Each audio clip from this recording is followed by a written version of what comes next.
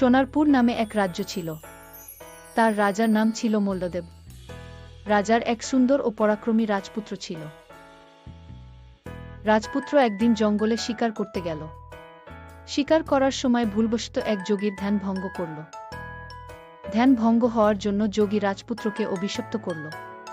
অভিশাপ দিল ঘোড়া হওয়ার। রাজপুত্র অনুরোধ করল এটা তার ভুলবশত হয়েছিল, তাই যাতে অভিশাপ ফিরিয়ে নেয়া। যোগী বলল অভিশাপ কোনোদিন ফিরিয়ে নেওয়া যায় না। রাজপুত্র বলল এর থেকে কিভাবে মুক্তি পাব? যোগী বলল কোনো রাজকুমারী যদি তোমাকে এই অবস্থার বিয়ে করে তবে তুমি আবার আগের রূপ ফিরে পাবে।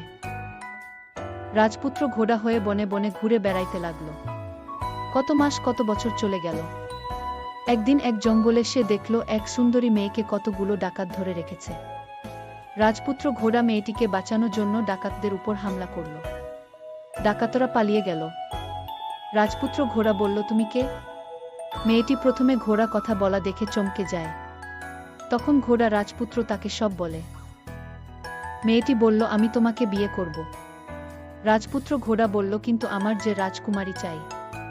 মেয়েটি হাসতে হাসতে বলল আমি অজয়গড়ের রাজকুমারী। আমার রাজ্য অন্য এক রাজা দখল করে এবং আমার পিতামাতাকে হত্যা করছে। আমি কোনোরকম পালিয়ে এসেছি, কিন্তু এখানে আমাকে ডাকাতরা ধরে ফেলে। তুমি আমাকে বাঁচিয়েছ, তাই তোমাকে আমি বিয়ে করব। এরপর দুজনেই বিয়ে করতেই রাজপুত্র আবার রূপ ফিরে পেল। রাজপুত্র দেশে ফিরতে আনন্দ উৎসব শুরু হলো।